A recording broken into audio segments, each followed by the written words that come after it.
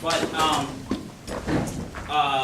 real quick, if you want to be a member, then go ahead and talk to JT during the meeting. Just go ahead and come on up. He's sitting right here. If you have cash, he can give you a receipt and take down your information.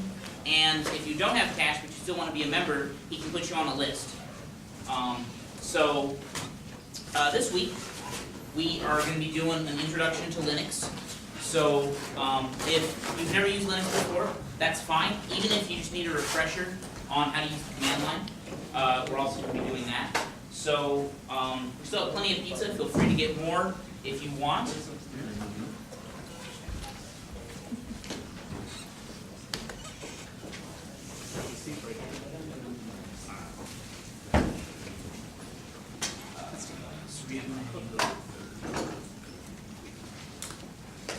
Okay, so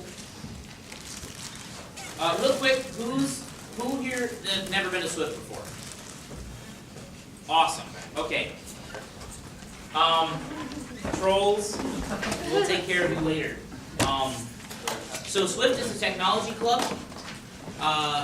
We do a wide variety of things. I know that sounds sort of general and non-specific, but basically we do a lot of hardware, we do a lot of software, networking, security. We have hands-on workshops. We have weekly meetings on Tuesday. So, and one of the major focuses of our club is Linux. Pretty much everybody on eBoard uses Linux. As most of them use it as their primary. Some use it with Windows. So, real quick announcements. Membership, we're still taking membership, so it's $30 for the whole year. Why would you want to be a member? So that you can participate in members-only functions, the raffle. It also helps us pay for pizza. So if you're into altruism, workshops. There's seats up here in the front if you want. There's still a lot of room, so come on in. Yeah, workshops often are members only. Another announcement is the Dropbox Great Space Race. If you Google that, it'll take you to a Dropbox page and you enter in your Cal Poly email and you get 3 gigs for 2 years? Yes, 3 gig space free on Dropbox for 2 years. And if a whole bunch of people, basically if Cal Poly has the most, it gets a huge amount of space. So, that's cool. And the third announcement that's not up on the board, but is perhaps the most important, is not this coming Friday, but next Friday, October 26th, is going to be a soldering workshop night.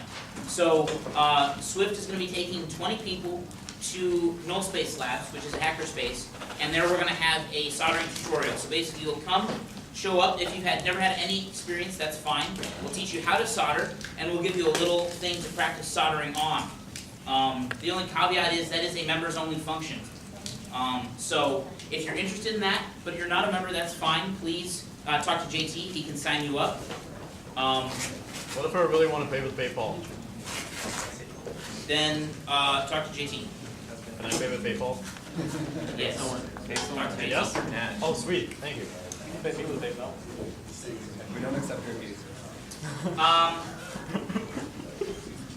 Yeah, so if you're interested in the NSL soldering workshop, send me an email. We only have 20 spots, so please RSVP as soon as possible. Yeah, and that'll be 7 o'clock on Friday, October 26th.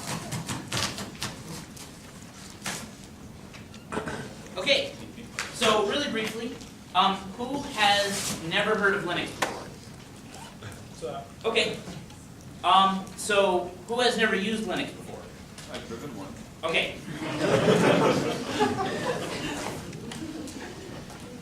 Linux is an operating system. It's a lot like Windows.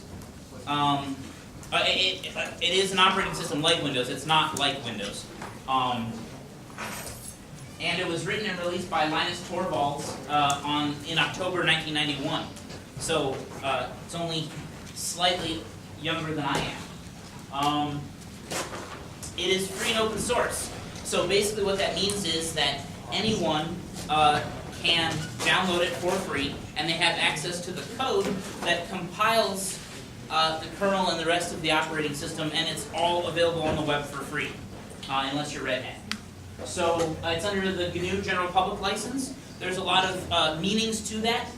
You can look it up. That's a whole talk in itself. But there's a whole bunch of different kinds, flavors or distros. Basically what happened was people were, they were like, hey, this is cool, but it's not what I'm looking for, so I'm going to write my own distribution and change it to the way that I like. And so here's a sample of a bunch. The most well-known is Ubuntu. Probably everybody has at least marginally heard of Ubuntu. Red Hat's on there, Fedora's on there, Gentoo. I don't see Arch up there. That's the one that a lot of Swift people use, is Arch.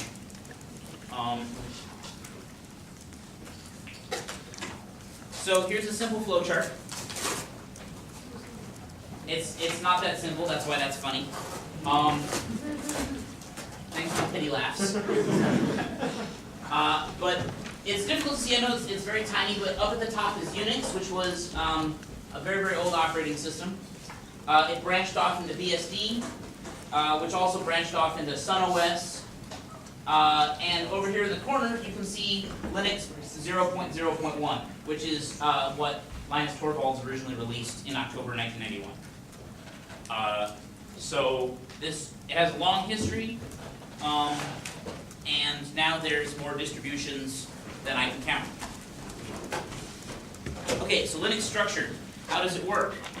It's a text-based operating system, so instead of everything being in binaries, generally most configuration files, any sort of files that you need to access are text files. And it's designed to parse and then operate on those text files, which is pretty cool because you have access to a lot more of the system. So it's simplicity plus functionality. So it's designed to be straightforwards and make sense. It doesn't always come out that way because of the fact that it's free and open source. Anybody can change it however they like, and what you consider straightforwards may not be straightforwards for everybody else, but generally this is the idea, and it's incredibly functional. Linux is used on, correct me on my numbers, but I believe it's more than 90% of servers, and, right. Yeah, so basically Linux is used on most industry servers as well as used by an incredibly high percentage of researchers in the scientific community, simply because it's so useful for scripting, which we'll talk about later. So it also has man pages. The cool part about man pages is that they're manual pages containing all the information that you need to know about that program ever. Basically, generally the person who wrote the program wrote the man page as well. Now you might be wondering why I have pictures of men. That has nothing to do with man pages. That's Linus Torvalds on the left, and on the right is Richard Stallman. Richard Stallman was also another sort of a father figure of the GNU Linux community. So I thought, at least you know what they look like. Try not to look like Richard Stallman. Okay, so really fast, I'm going to go over basic Linux commands. For anyone who went to Install Fest. Okay, cool. A good number of you, so a lot of you now have Linux on your system. These are the basic commands of Linux. So I'm going to go over them really briefly, but so ls is for listing files, print working directory, change directory, move, copy, cat, remove, make dir, and touch. So these are all things that you would do in Windows. But instead, this is a command line way of doing it. So, print working directory prints where you are currently. It's generally the first thing that I type in. So if I'm on a system, I don't know what's going on. I need to know where I am. Sometimes it's displayed in bash, but if you're not using bash, which is a command prompt, then you need to know where you are. You can also type "Who am I?" to see what your username is. I'm going to try to do some demos really fast. I was going to do it on... Yeah, that's what I was doing. That would just break everything. Really long UUI.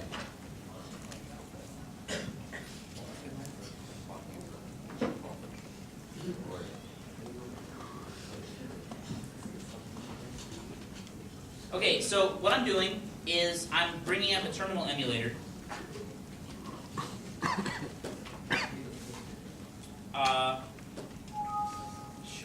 And I'm logging in. So basically I'm logging in through SSH. SSH is secure shell. And it's a way that you can use encryption to talk to another command line interface on a different machine. So log in really fast.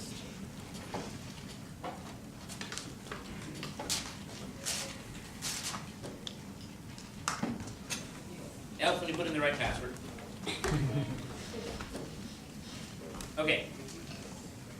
So this is what command line looks like. This is going to be a pain in the butt because no one can see it. Does it make it bigger? Yep. Does that work in HUD? No, it doesn't.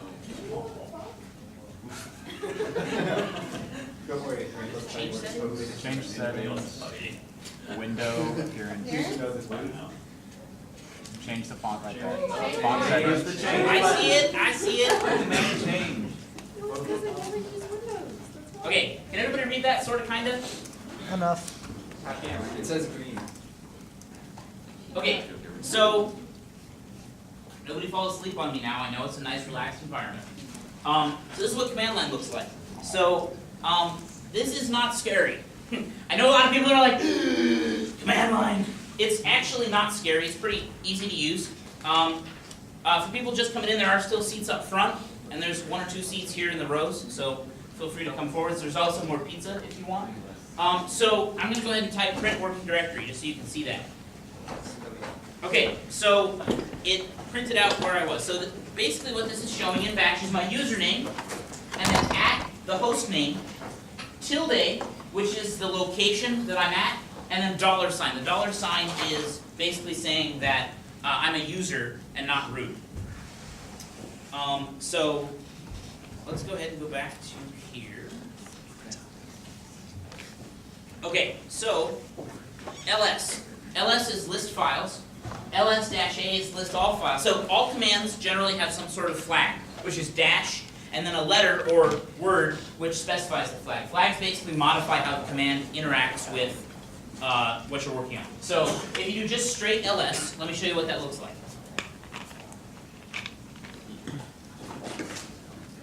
Okay, maybe I should change to a directory that has stuff in it. So what I did is I switched to the / directory and printed all the things that are in that directory. So it basically just puts a list of files there, right? So now if I do ls-a, it prints all the files, including hidden files. So files with a dot in front are hidden. And then it also hides dot and dot dot. I'll explain what that means in a little bit. So if I do ls-l, it puts it in list format. So it tells me the permissions up front, and then some more stuff, which isn't important, and then the date and the time that it was created and what it's called. Or is that last modified? I think it's last modified. What? The date that's displayed, is it last modified or created? Yeah. So and then so if I combine those two, ls-la, it prints everything, including the hidden files, in a list format. So you'll notice here the difference is it's got dot and dot dot, which were hidden before because they have dots in front of them. So if I change directory to my home folder, which You can do by type C. yes, I'm going through the process slowly. If I do ls, there's nothing here, right? This is what happened before. If I do ls-la, there's stuff here because all of these files are hidden because they have dots in front of them. Okay? So I'm trying to go through this quickly. If you're feeling lost, don't worry. It takes some time to get used to it. We're going to put these slides up on the website so you can go back through them at your own leisure and kind of play with the commands. I just want to give everybody a broad idea of how things work. So, and then ls-h is human readable sizes on the files. Okay, cd is change directory. You guys saw me do that a couple times already. So, basically the way the command structure is cd and then the path to a new directory. So for those of you who haven't used paths too much, it's basically the location of the file that you're at, right?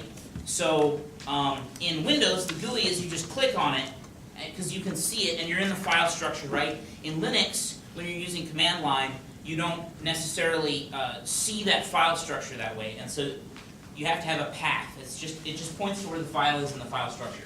Slash means the root directory. The root directory is basically the highest level. It's like my computer on Windows. There's nothing higher than slash. Everything is under slash. So if I were to go to slash, so really briefly, dot means current directory. So that's why in that file structure it had dot and dot dot. Dot is you're here, and dot dot means the directory just above that. So if you want to change to the directory just above where you are, you would type cd space dot dot. And then, so down here at the bottom it's got slash file slash another file. That's an absolute path. An absolute path is one that starts from the root directory. So the difference between slash file slash another file and file slash another file is that file slash another file could be anywhere in the current file structure. So it won't go to another file unless you're in slash. It's confusing. Let me show you how that works. So I'm going to cd to slash and then ls. Okay? So these are all the files that are in slash. This is again the root directory. So I can cd to slash bin. Right now, if I tab complete, so tab completion is basically the system is trying to figure out what you're trying to type. So if you're typing a command and you hit tab, and it knows if there's only like one command that looks like that, it'll finish it for you. If you hit tab twice, it'll try to guess what you're going to say. Since I'm CDing to a directory, it's like, oh, he's trying to go to a file somewhere. So if I tap tab, it'll tell me what files are in the directory structure that I'm in at the moment. So I want to go to bin, and then tap tab, and there's nothing. So these are all the files that are in bin. Alright, so if I try to go to bin again, it won't let me because I'm not in slash. The only way I can go to bin is if I'm in slash. So I just cd to the directory I was in, but okay. So if you type cd with no arguments, it takes you to your home folder. Home folder is basically where all of your files are stored. So it's home slash and then your username. My username is funsized. Okay. So in the interest of time, I'm going to have to go a little quicker. But basically, move allows you to move files around from place to place. And you can do that with directories using flags. CP allows you to do the same thing, but instead of moving the file, it just copies it. The cool part about move or CP is that you can actually change file names. So that's how you change a file name in Linux, is you say move, and then the file name, and then the new file name, and it's basically moving that folder to the same location with a different name. RM is remove. So it has flags, so you go file directory to remove. You can use R for recursive, F for force. So rm tac rf, tac is another word for dash. So rm dash rf deletes everything in your current specified folder. So if you do rm tac rf slash, you've deleted everything. So you shouldn't do that unless you're trying to destroy a system. Okay, make directory and touch. Make directory, you specify path and then a file or a directory name, and it'll make it for you. And then touch is you can make files. So They don't file. It's updated, modified date on file. yeah, you can. Okay, you can do that as well. Simple, Swiss. Simple. Mount is you can mount. Mounting is where you are essentially telling the file system where to access the path of a device. So like a hard drive or a flash drive, and you're referencing that in the system. So this is basic slash files. I know this is hard to read, especially when I don't maximize it. Okay, very briefly, /dev is where it holds all the devices. So there is a file that references all the devices on your computer. So if you go into Linux and you type ls/dev, it'll print out everything connected to your computer. /lib, you keep code libraries. Mount is it just allows you to mount things there, so hard drives, flash drives. /bin is where many basic utilities are kept, kind of old style utilities. I think ls is still in bin. sbin is a more modern bin. What? Super user bin? Okay, that too. Well, No, don't they also have that's utilities? That's it, it's only in the super user path. Really? Okay. Yeah. Hey, I learned something new. /user is where user files are kept. So, I don't know what that slide says. That's supposed to be. Yeah, bin, and then lib and source as well. /var is log files, and www, which is where you keep the files you're putting up on a web server. Etsy is a miscellaneous pile of stuff. Temp is temporary files. Boot is for boot files. Home is where all your user data is stored. And /media is where most desktop environments auto-mount CDs and SD cards. And then /root is like /home, but for root. So next we're going to have Saree come up and talk about bash scripting.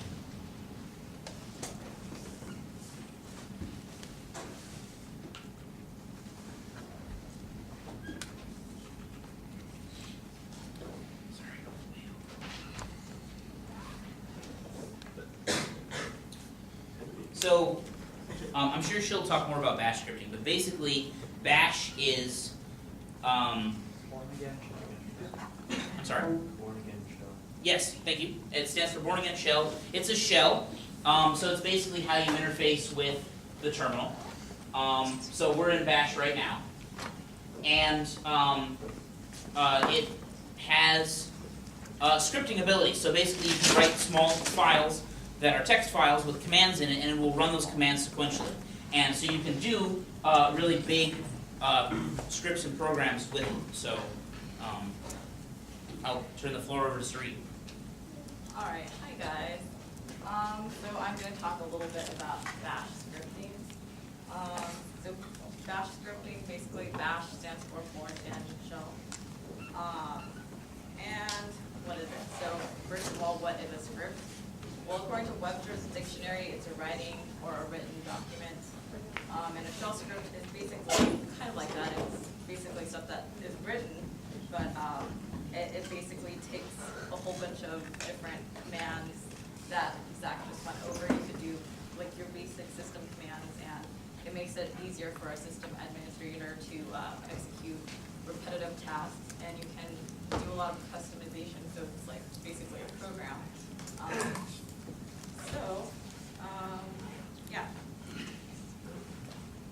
So how does it start? You usually start off with a shebang, which is the hash symbol or pound sign and the exclamation mark. So that's placed at the head of the script, and it tells your system that this file is a set of commands to be fed to the command interpreter indicated. So in this case, it would be shebang/bin/bash, or it would be something else if you use a different command interpreter. So let's say you wrote your bash script and it does those things. But after that, you save it, then you have to execute it. Usually, it's not just going to run just like as it is. So you're going to have to change the permissions. So you use the chmod command, and here I have chmod +x, and then the name of your script. So after that, it changes it so it makes it executable. And you simply execute your script using // so // then your file, your script. All right, so now we're going to go ahead and do a simple demo.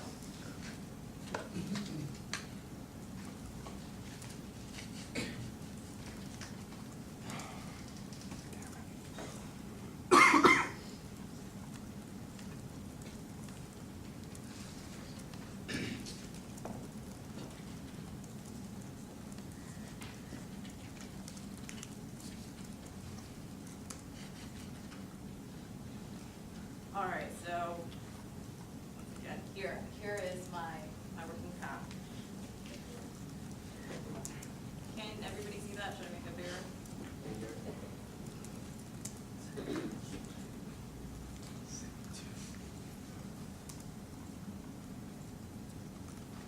Alright. Okay, so I'm gonna go ahead and go in my test directory here. Oops. So I'm gonna change directory to test. Currently I have a few things in there. And so I'm just gonna start off by doing a simple one. So I'm gonna go ahead and use Vim as my text editor. So let's call it test.sh. So we go ahead and start off with the shebang line. And I'm just gonna, this is comments usually start with a pound sign, so, or hash sign. So this is a comment. This script will echo hello world.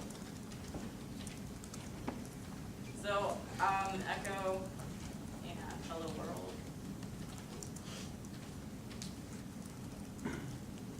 Okay, I'm gonna go ahead and save that.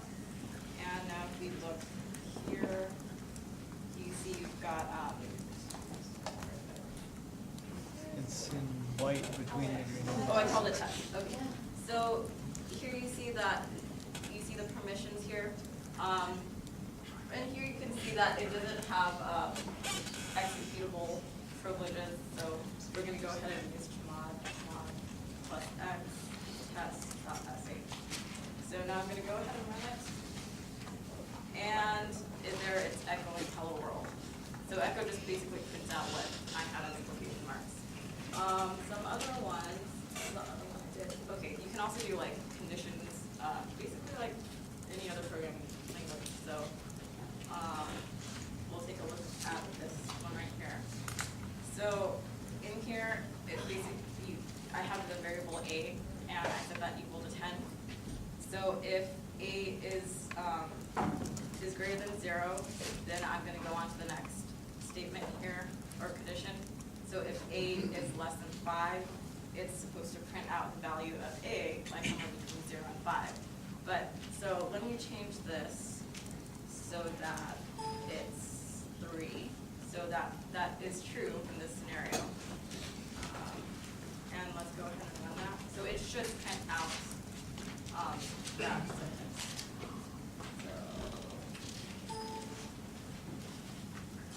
So the value of a lies somewhere between 0 and 5, that's true. So let's see what happens if I make that a number greater than 5. So let's make that 10, oops. So now it shouldn't print anything, and it doesn't. So that's basically my short, simple example for now.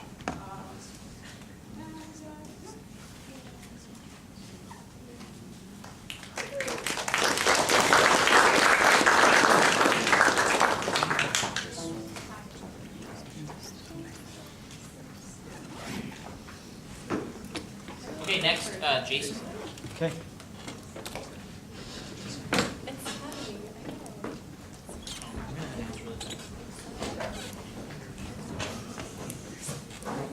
So, also, just one note of business. If you signed up and paid for membership already, but we didn't get your Bronco ID, please come down and give it to JT. We've got about 10 people who we didn't get Bronco IDs from, and we need that for MyBar. If anybody's used MyBar, it requires Bronco IDs. So, if you could talk to JT after the meeting, that'd be great. Okay, so I'm doing the introduction to Screen and IRSSI, or the good way to use IRC. How many of you know what IRC is? Okay. That's how we talk about it. I I love that root beer.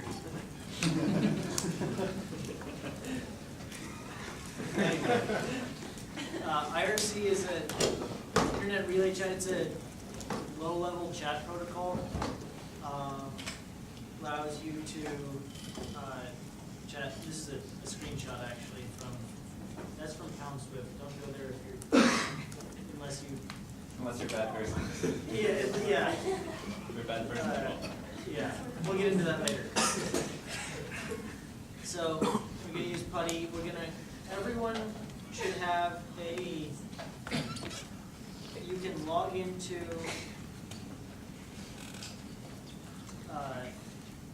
login and this is on the slides, so csumona.edu.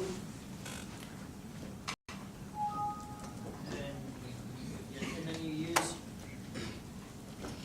your Bronco name and password.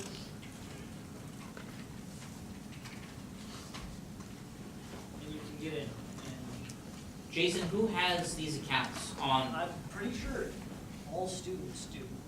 Yep. So everyone should have one. So that's how we get into that. If we're going to use the login server, we're going to use IRSSI on the login server to connect to the IRC server, and we're going to leave that connection running. And then Screen is a terminal emulator, basically that we're using within the PuTTY terminal emulator. It allows you to keep programs running even after you close the PuTTY session. Normally when you close your SSH session, anything you had running gets killed, but if it's running in Screen, it will keep going, and then you can reconnect to it when you log back in with the Screen-DR flags. And what we're going to use this with is IRSSI, which is an IRC client. It's quite versatile. You can set it up to do a lot of the configuration stuff automatically, which I will get into if I have time. I should have time. Connect, use this. All the commands for IRSSI start with the slash. That's how IRSSI knows it's a command. So /connect to connect to a server, /join to join a channel. /help is your friend. Will tell you everything you need to know to use IRSSI's commands. It will list the commands, it will tell you more about them. Okay, so we're going to start that. Hold on, let me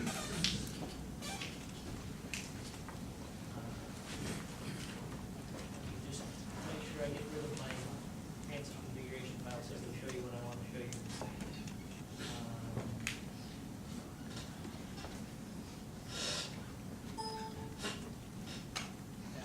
Gone. Okay. I saved it already. So he goes Screen IRSSI. That's going to run IRSSI inside Screen. This is what, when you start IRSSI, this is what you get. You can do /connect irc.freenode.net, and that's on a later slide. I just need to connect it to show you some of the stuff. So we're now connecting. So you need to pick a NIC, which is what you're going to go by on IRC. Pick one and stay with it. And it's best if you register with Freenode so other people don't use it. These are the commands. The command to register your NIC, and then that link doesn't show up very well. But there's a link to the Freenode FAQ that has more information on registering and NIC and all that. You want your default IRSSI configuration on the Cal Poly login servers has your Bronco name and your real name in it, which you really don't want that on there. So you should get rid of that.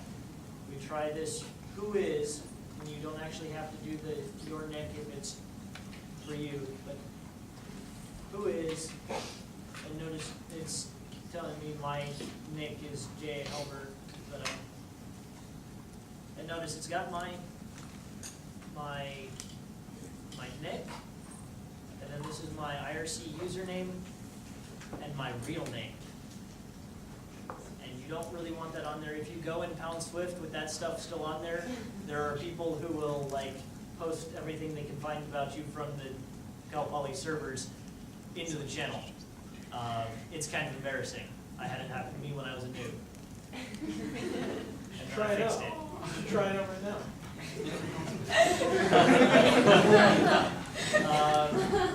But Just so we can see what it looks like. so no. If you use the command /set, it will list all of the configuration stuff that you can have set. Down at the bottom here we have nick, which is the default nick that it will use, real name, and username. So if you set nick to JSON-HLBR5 is my nick, I'm going to use the underscore so that Nixer doesn't get mad at me. I don't have to deal with that.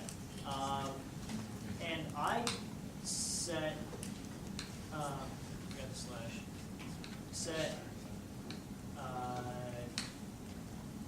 user underscore name. And you can set it to whatever you want. I just set all three of these to my nick.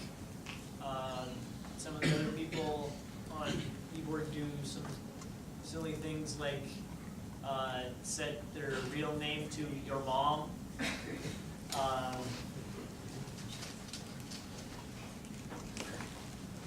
But I just set them all to this, and then set, and you can do tab completion in here as well.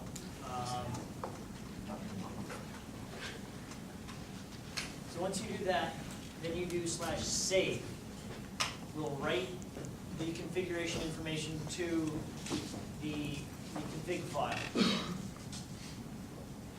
And then I don't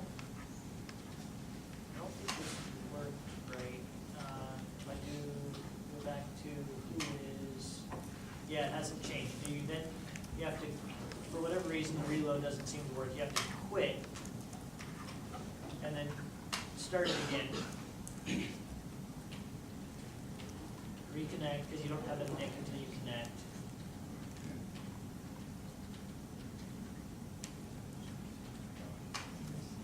Got it. Free nod. Thank you.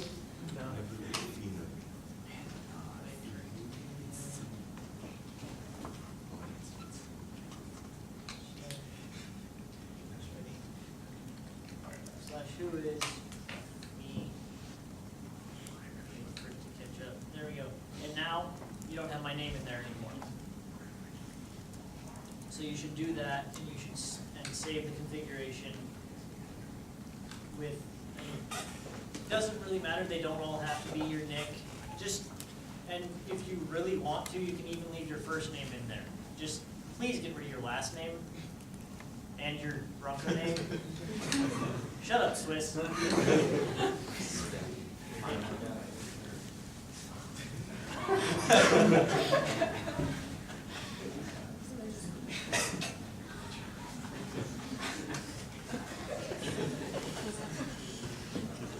Anyway, there's some trolls on there. So this is where Swift is. We are on Freedom, IRSSI.freedom.net. Pound Swift help is our nice, friendly, this is where all the new people should go. The only stupid questions you can ask in there are the ones that you could answer with Google search. Please use Google before you come ask us. It's annoying. There is Pound Swift, which is our older one. We've got a bunch of alumni hang out there. That one's more social, but it is not the friendliest.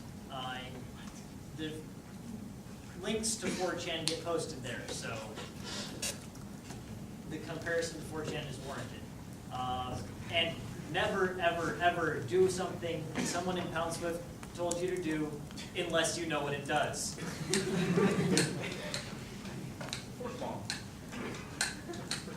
Right? RF/. Yeah. Deleting system 32 makes your internet connection faster.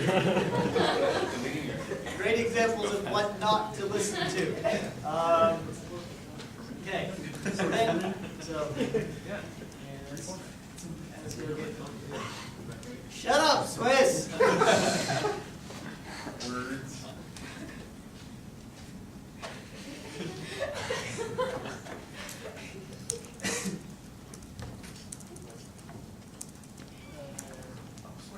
Thunderbar. Let's get trolled some more. Yeah, you do it. Uh,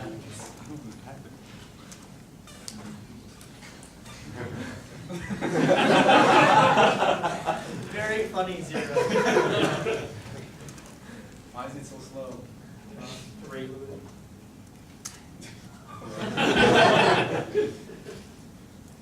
Yeah, funny, Zero. You got that stuff from before I changed it all.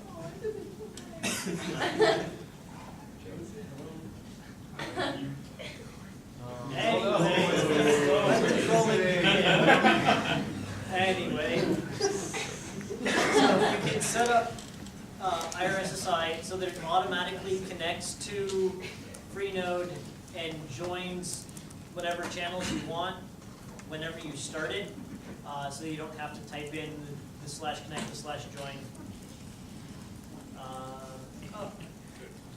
If you hold Alt and push the number keys or arrow keys, it will let you change between the windows and within IRSSI. But notice it says there's a 1 there that designates that I'm in window 1, and this says that there's activity on window 2, which is where not that, which is where all this trolling is happening. You see how you switch between?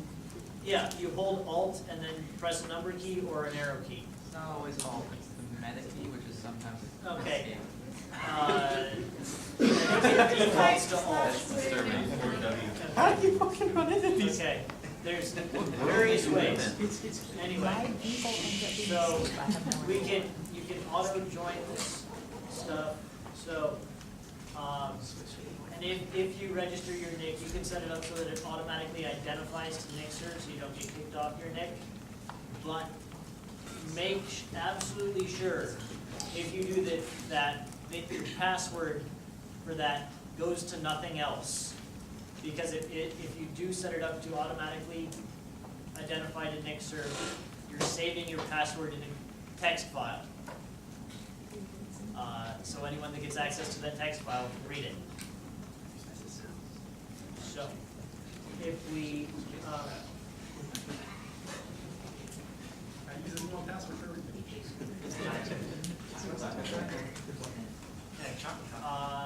let's see, what do we have? Oh, you can,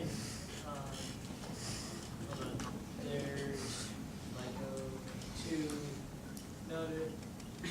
notice up here, there's, it says 01 joined. You can ignore all those messages, because sometimes some of the channels get noisy.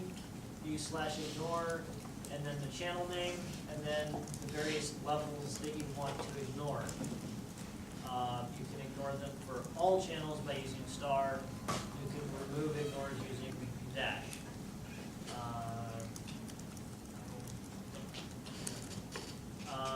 Again, screen, so this is, if you hold control and you hit A, D, it will detach your screen session. If you want to get out of IRSSI, but you don't want to close it, you want to still be logged into the server, and then you can do some more, you get back into the shell. And then if you do screen -DR, it will disconnect the screen session from anywhere that it's connected to and reconnect it to this terminal session, and you're right back in. And that is all really weird and not normal. And fixed by doing that. Okay.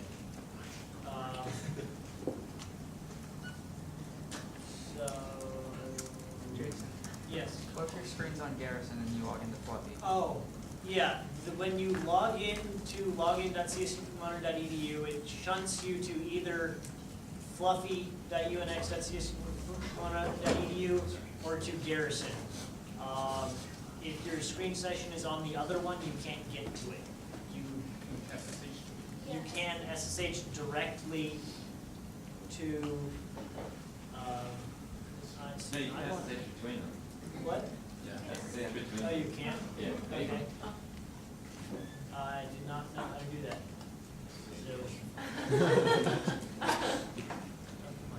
We'll put the slides So, up put the on. slides and I might add to them. So, really briefly, if you're perhaps a little lost, this is all overwhelming, and I mean, no one is going to remember all those commands if they just saw them. I understand that. So what we're trying to do is give you kind of an overview of what's going on. If you're feeling a little confused, a little lost, it's okay. We're going to put the slides on the website, and what you can do is you can use either this technique, or you can go to our website, and we have an IRC link. And if you click on the IRC link, what it's going to do is it's actually going to allow you to have a little web interface that allows you to log on to Freenode and then Swift Help. So if you're not sure how to do something, or you're practicing at home and you get stuck, feel free to use the web interface to get on to Swift Help, and then we'll help you through this process so that you can, interact with us. So we are pretty much out of time, but Swiss is going to do a really short overview of administration commands. So if you have to go for class, we understand. We'll be out in 5 minutes. Also, really briefly, JT has to bounce, so if you need to talk to us about membership, talk to Rainbows. And those things. Yeah, if you didn't sign in, please sign in.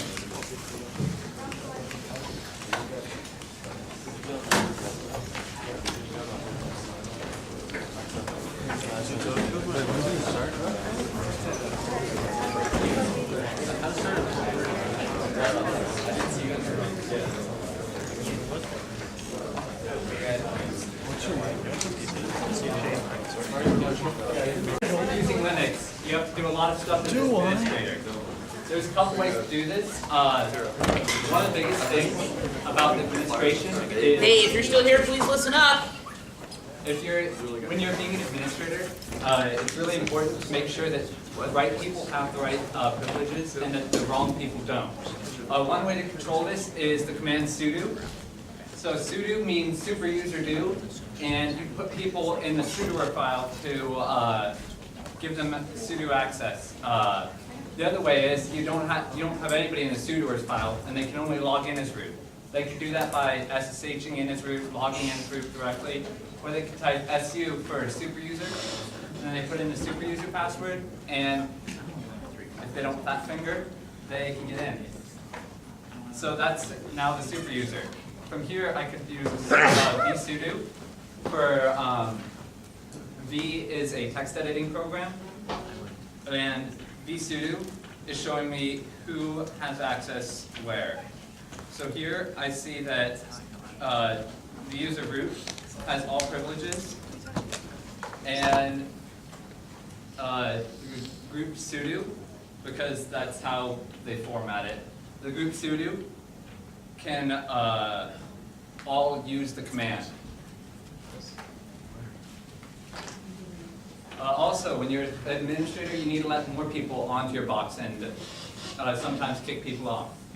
You do this with, if it's installed, you use a command called add user, which nicely gives you prompts and stuff. Says, put in a name for the user, so I could add user Bob.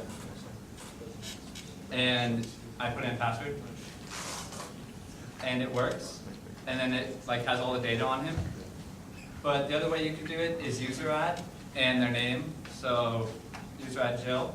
But the problem with user add is that you don't necessarily know that their password didn't get set there or anything like that.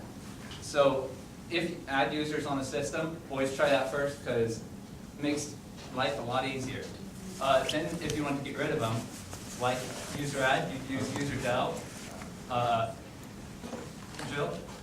and I just deleted her user. She can't log in anymore.